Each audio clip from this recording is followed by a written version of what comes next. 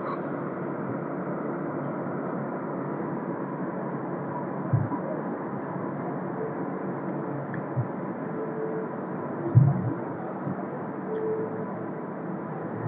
विद्यार्थियों, एक बार पुनः मैं हाजिर हूँ आपके अपने यूट्यूब चैनल शालिनी हिंदी ज्ञान गंगा की तरफ से।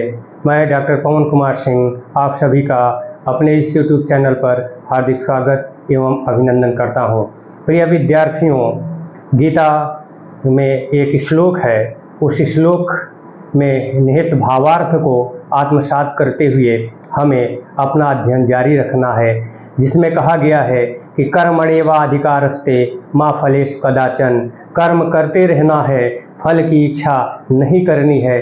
कर्म के आधार पर फल देने वाला भगवान है, ईश्वर है। हम जैसा कर्म करेंगे उस कर्म के अनुरूप हमें फल की प्राप्ति होगी। तो विद्यार्थियों, अपने कर्तव्य का निर्वहन करना हम सभी का धर्म है। हम सब अपने अपने कर्तव्य का निर्वहन करेंगे पूरी निष्ठा से, ईमानदारी से, तो निश्चित ही फल जो मिलेगा वो सुखदायी होगा, आनंद प्रदायक होगा। इसी कामना के साथ विद्यार्थियों, मैं शुरू करता हूँ आज की कक्षा, जिसमें हम लोग हिंदी साहित्य इतिहास से संबंधित अन्य प्रमुख लेखक एवं उनके ग्रंथ के बारे में जानेंगे। अब तक हम लोग क्रमवार गारसा दत्तासी से लेकर के डॉक्टर नगेंद्र तक के हिंदी साहित्य के इतिहास ग्रंथ के बारे में अध्ययन किया।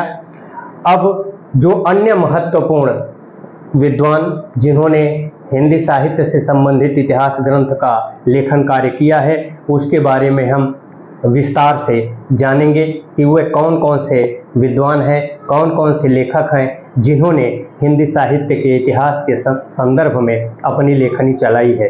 प्रिय विद्यार्थियों, ये बहुत बड़ी श्रृंखला है, बहुत सारे इसमें लेखक हैं। क्रमवार हम इनका अध्ययन करते जाएंगे। ये बहुत महत्वपूर्ण है क्योंकि इसमें से ढेर सारे ऐसे बिंदु हैं, ऐसे प्रकरण हैं जो पूर्व की परीक्षाओं में प्रश्न के रूप में पूछे गए हैं और आने वाली परीक्षाओं में भी प्रबल संभावना है कि वह सारे सवाल आपकी परीक्षा में मिलेंगे। प्रिय विद्यार्थियों, श्याम सुंदर दास, डॉक्टर श्याम सुंदर दास एक नाम हिंदी साहित्य में प्रख्यात है, सब लोग जानते हैं। डॉक्टर श्याम सुंदर दास ने हिंदी साहित्य इतिहास से संबंधित हिंदी कोविद रत्नमाला नामक ग्रंथ का लेखन कार्य किया। यह विद्यार्थियों दो भागों में है, ये ध्यान रहे आपको कि डॉक्टर श्याम सुंदर दास ने हिंदी कोविद रत्नमाला दो भागों में लिखा है। पहला भाग 1909 ईस्वी में प्रकाशित हुआ और दूसरा 1914 ईस्वी में प्रकाशित हुआ। तो विद्यार्थियों, डॉक्टर श्याम सुंदर दास ने हिंदी साहित्य से संबंधित जिस ग्रंथ का लेखन कार्य किया उसका नाम है हिंदी कोविद रत्नमाला, जो दो भागों में है। पहला भाग 1909 में प्रकाशित हुआ और दूसरा 1914 में प्रकाशित हुआ। विद्यार्थियों, डॉक्टर श्याम सुंदर दास ने एक और ग्रंथ का लेखन कार्य किया है जो हिंदी साहित्य से संबंधित है, वो हिंदी भाषा का साहित्य है, जो 1930 ईस्वी में प्रकाशित हुआ। इसके अलावा भी डॉक्टर श्याम सुंदर दास ने 1934 ईस्वी में प्रकाशित किया है हिंदी भाषा का विकास नाम से। तो उस ग्रंथ को भी जाने रहिएगा, यहाँ हमने नहीं लिखा है। हिंदी भाषा का विकास 1934 ईस्वी में प्रकाशित हुआ है, वो भी डॉक्टर श्याम सुंदर दास ने ही लिखा है। विद्यार्थियों, अगले इतिहास लेखक की हम चर्चा करेंगे, वह है एडमिन ग्रीव्स। एडमिन ग्रीव्स, और एडमिन ग्रीव्स ने लिखा है ये स्केच ऑफ हिंदी लिटरेचर। एक एडमिन ग्रीव्स ने लिखा है ये स्केच ऑफ हिंदी लिटरेचर, जो 1917 ईस्वी में प्रकाशित हुआ। और FEK, आप देख पा रहे होंगे विद्यार्थियों, FEK ये हिस्ट्री ऑफ हिंदी लिटरेचर, ये 1920 ईस्वी में प्रकाशित हुआ। तो विद्यार्थियों, आपको ध्यान देने योग्य बात है कि ये दोनों ग्रंथ अत्यंत महत्वपूर्ण है परीक्षा की दृष्टि से। ये स्केच ऑफ हिंदी लिटरेचर और ये हिस्ट्री ऑफ हिंदी लिटरेचर। तो जब स्केच मिलेगा तो आप ये स्केच तो ग्रीव्स को जानिएगा, और ये हिस्ट्री मिले तो FEK को जानिएगा। तो इससे आप कोई याद रहेगा, भूलेगा नहीं। अगला ग्रंथ है वियोगी हरि का। वियोगी हरि ने लिखा ब्रज माधुरी सार और ये प्रकाशित हुआ 1923 ईस्वी में। वियोगी हरि द्वारा लिखित इतिहास ग्रंथ है ब्रज माधुरी सार, जो प्रकाशित हुआ 1923 ईस्वी में। पद्मलाल पुन्नालाल बख्शी हिंदी साहित्य विमर्श नामक ग्रंथ लिखा, विद्यार्थियों यह प्रकाशित हुआ 1923 ईस्वी में। पंडित राम नरेश त्रिपाठी कविता कौमुदी नामक ग्रंथ का लेखन कार्य किया है, यह प्रकाशित हुआ है 1928 ईस्वी में। सूर्यकांत शास्त्री, इन्होंने हिंदी साहित्य का विवेचनात्मक इतिहास लिखा है। अत्यंत महत्वपूर्ण प्रश्न के रूप में ये पूछा जा सकता है, यह बिंदु अत्यंत महत्वपूर्ण है विद्यार्थियों। ये दोनों अत्यंत महत्वपूर्ण है और ये अत्यंत महत्वपूर्ण है। पद्मलाल पुन्नालाल बख्शी का भी अत्यंत महत्वपूर्ण है। तो हिंदी साहित्य का विवेचनात्मक इतिहास, हिंदी साहित्य का वैज्ञानिक इतिहास किसका है? हिंदी साहित्य का वैज्ञानिक इतिहास डॉक्टर गणपत चंद्र गुप्त का है और हिंदी साहित्य का आलोचनात्मक इतिहास रामकुमार वर्मा का है। इसी तरह से हिंदी साहित्य का विवेचनात्मक इतिहास अगर विवेचनात्मक मिले तो सूर्यकांत शास्त्री आपको याद रहना चाहिए, ये 1930 ईस्वी में प्रकाशित हुआ। विद्यार्थियों रमाशंकर शुक्ल रसाल, ये रसाल इनका उपनाम है।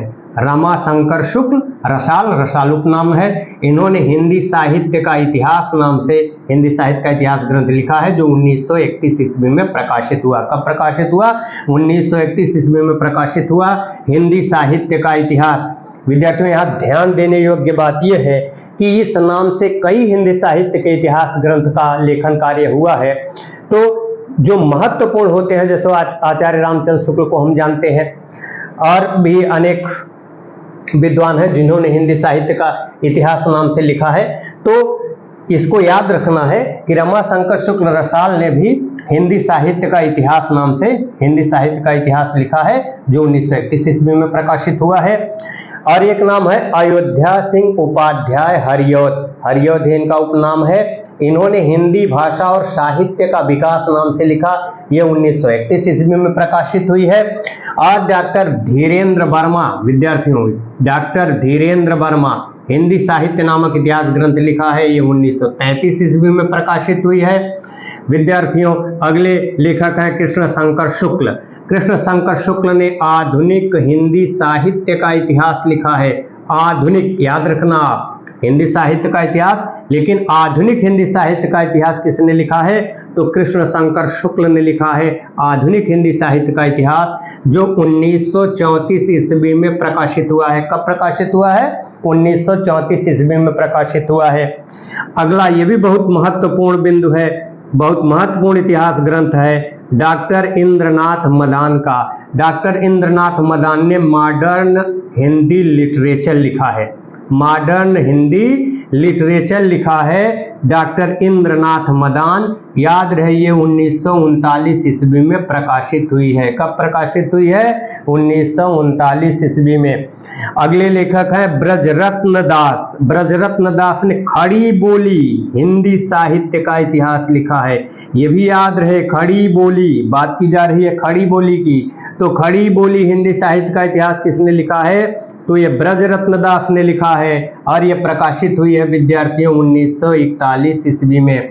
विद्यार्थियों इन सारे बिंदुओं को आप अच्छी तरह से कंठस्थ कर लीजिएगा, याद कर लीजिएगा। ये हिंदी साहित्य इतिहास से संबंधित अन्य प्रमुख लेखक और उनके जो ग्रंथ हैं, इसकी यह श्रृंखला है। ये सारे नाम आपको एक साथ मिलेंगे नहीं, कहीं नहीं मिलेंगे, किसी भी पुस्तक में नहीं मिलेंगे एक साथ, इसलिए इनको आप अच्छी तरह से याद कर लीजिएगा, कंठस्थ कर लीजिएगा। वीडियो को बार बार देख करके जो है आप जब तक याद न हो जाए तब तक देखते रहिए। विद्यार्थियों अगला लेखक लक्ष्मी सागर वार्ष्णेय हैं। जो अगले विद्वान हैं वो लक्ष्मी सागर वार्ष्णेय हैं। इन्होंने लिखा है आधुनिक हिंदी साहित्य और ये प्रकाशित हुआ है 1941 ईस्वी में। लक्ष्मी सागर वार्ष्णेय, आपको ध्यान होगा, इन्होंने गारसा दत्तासी के हिंदी साहित्य इतिहास का अनुवाद किया है। राहुल सांकृत्यायन एक नाम बहुत ही चर्चित है हिंदी साहित्य में। राहुल सांकृत्यायन ने हिंदी काव्यधारा नाम से हिंदी साहित्य इतिहास ग्रंथ लिखा है, जो 1944 ईस्वी में प्रकाशित हुई है।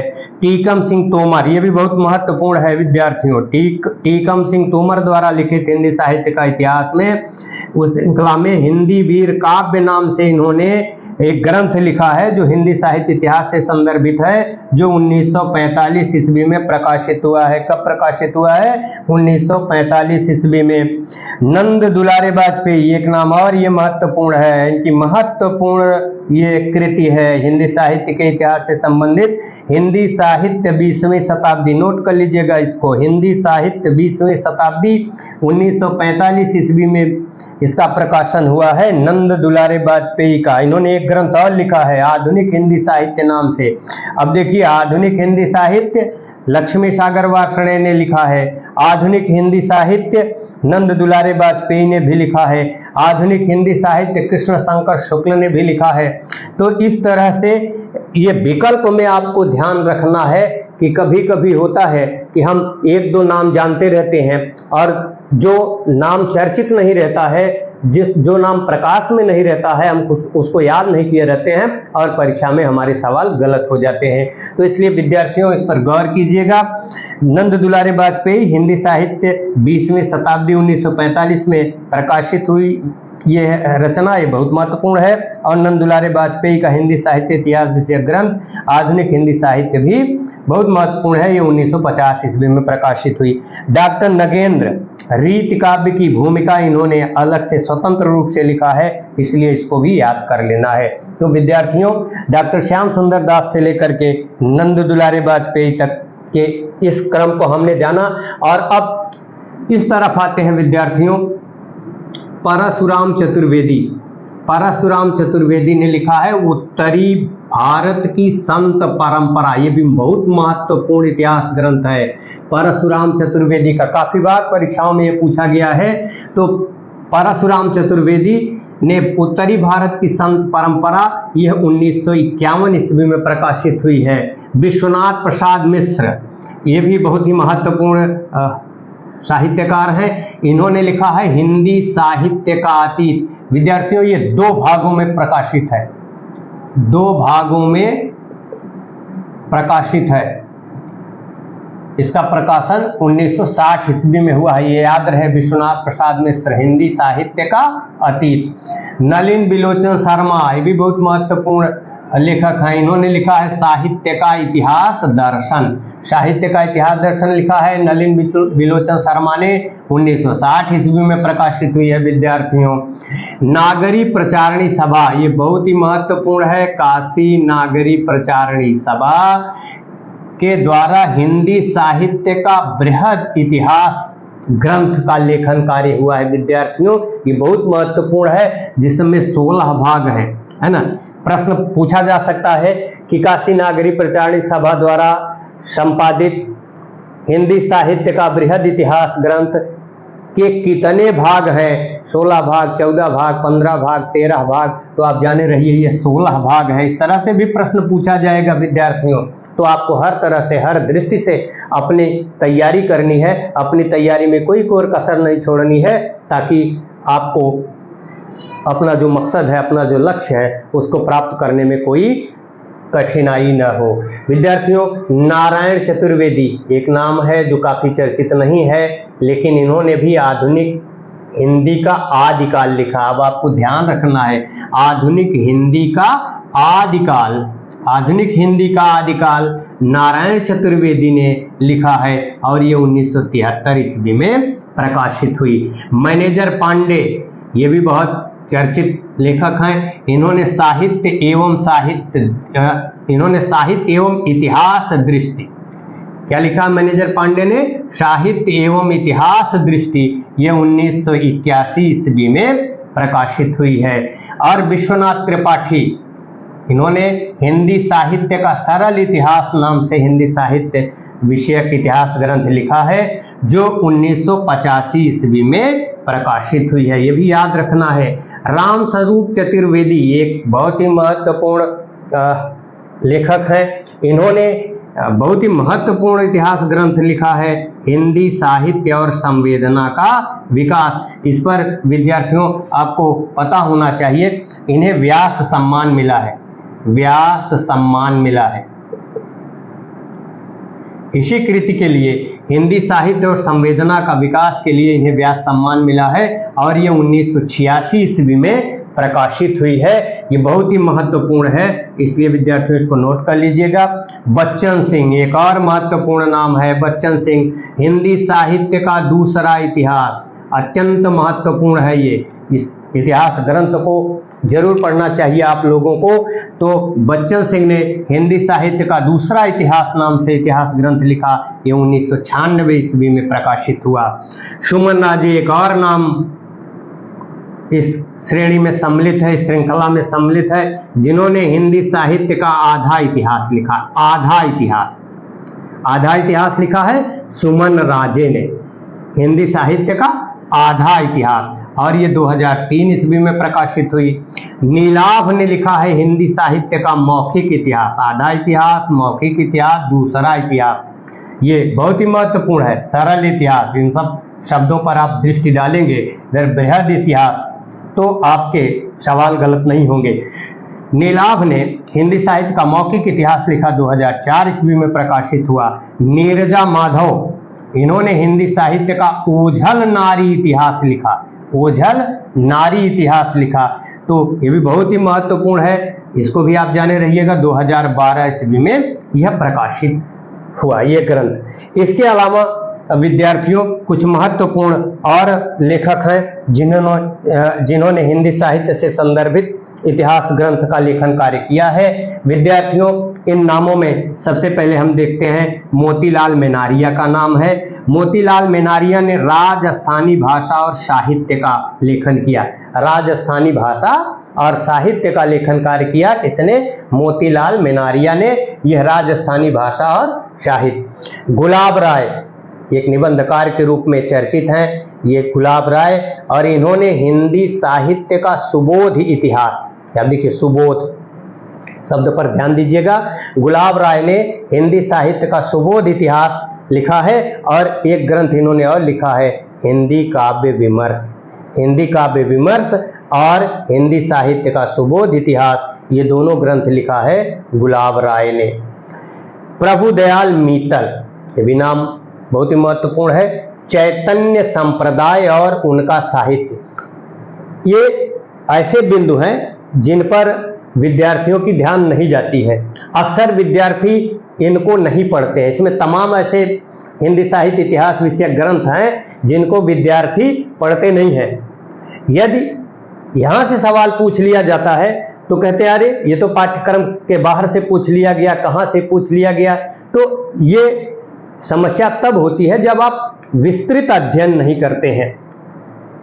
आप हमारे शालिनी हिंदी ज्ञान गंगा चैनल से जुड़े रहेंगे तो आप एक एक प्रकरण का विस्तृत अध्ययन करेंगे, कोई भी बिंदु न छूटने पाए, यह मेरा भरसक प्रयास रहेगा। तो विद्यार्थियों इन नामों पर भी आपकी दृष्टि होनी चाहिए, यह भी आपकी निगाह में हो, इन पर भी आप नोट्स बनाएं ताकि ये परीक्षा में आपके सही हो, गलत न हो। तो प्रभुदयाल मीतल ने चैतन्य संप्रदाय और उनका साहित्य नाम से ग्रंथ लिखा है। प्रभाकर माचवे हिंदी साहित्य की कहानी, ये भी महत्वपूर्ण है। हिंदी साहित्य की कहानी की जब बात होगी तो आप प्रभाकर माचवे के नाम को याद रखेंगे, भूलेंगे नहीं। राजेंद्र प्रसाद सिंह एक और नाम है जिन्होंने हिंदी साहित्य का सबाल्टर्न, ये भी बहुत महत्वपूर्ण है, इसको आप ध्यान रखिएगा, ये परीक्षा में पूछा जा सकता है। ऐसी ही नई चीजें जो प्रकाश में नहीं है या जो चर्चित नहीं है, इस समय इस तरह के प्रश्न बनाए जा रहे हैं जो चर्चित नहीं है, प्रकाश में नहीं है, लेकिन उनका हिंदी साहित्य में महत्वपूर्ण योगदान है। तो इसलिए आप इन बिंदुओं को भी याद रखेंगे। राजेंद्र प्रसाद सिंह उन्हीं में से एक नाम है जिन्होंने हिंदी साहित्य का सबाल्टर्न इतिहास ग्रंथ लिखा है। सबाल्टर्न इतिहास ग्रंथ, ये भी याद रहे। सुमन राजे जिनकी चर्चा हमने ऊपर की है, इन्होंने साहित्य इतिहास संरचना और स्वरूप नामक एक और ग्रंथ लिखा है। और सियाराम तिवारी ने मध्यकालीन खंड काव्य नामक हिंदी साहित्य विषयक इतिहास ग्रंथ का लेखन किया है। तो विद्यार्थियों इन सारे बिंदुओं को आप अच्छे से याद करेंगे, वीडियो के माध्यम से इनका अवलोकन करेंगे। एकाग्र चित्त होकर के जब आप पढ़ेंगे, शांत मन से पढ़ेंगे, तो मुझे आशा नहीं पूर्ण विश्वास है कि आपको ये सारी जानकारी कंठस्थ हो जाएगी, याद हो जाएगी और परीक्षा में ढेर सारे सवाल यहीं से मिलेंगे। ये विश्वास है, ये आशा है। आप मेरे साथ शालिनी हिंदी ज्ञान गंगा के साथ बने रहिए और लोगों को भी प्रेरित करिए कि वो इस निःशुल्क सेवा के साथ जुड़ करके अपना भला करें और लोगों को भी जोड़ें जो ग्रामीण क्षेत्र में रहने वाले लोग हैं, जो आर्थिक दृष्टि से बड़ी कोचिंग संस्थाओं में प्रवेश नहीं ले सकते हैं, शहरों में नहीं रह सकते हैं। वह घर बैठे शालिनी हिंदी ज्ञान गंगा के माध्यम से हिंदी विषय से संदर्भित बहुत सारा ज्ञान, बहुत सारी जानकारी इस चैनल के माध्यम से प्राप्त करेंगे। तो विद्यार्थियों, आप जो है चैनल को सब्सक्राइब करिए, कमेंट करिए ये संपूर्ण जानकारी आपको कैसी लगी और शेयर करिए वीडियो को ताकि अधिक से अधिक लोग लाभान्वित हों। हंसते हुए, मुस्कुराते हुए विद्यार्थियों आप अगर अध्ययन करेंगे तो निश्चित ही वह इस तरह से याद हो जाएगा कि वह कभी विस्मृत नहीं होगा और आपके माता पिता, परिवारीजन, नाते रिश्तेदार की जो अभिलाषा है, जो इच्छा है आपसे, वह आप पूरी कर सकेंगे। इस कामना के साथ कि आप अपने लक्ष्य को प्राप्त करेंगे और मैं पुनः आपका अपने चैनल पर स्वागत करता हूं, अभिनंदन करता हूं और फिर मिलेंगे एक नए वीडियो के साथ, एक नई जानकारी के साथ। तब तक विद्यार्थियों धन्यवाद। जय हिंदी, जय हिंदुस्तान, जय भारत।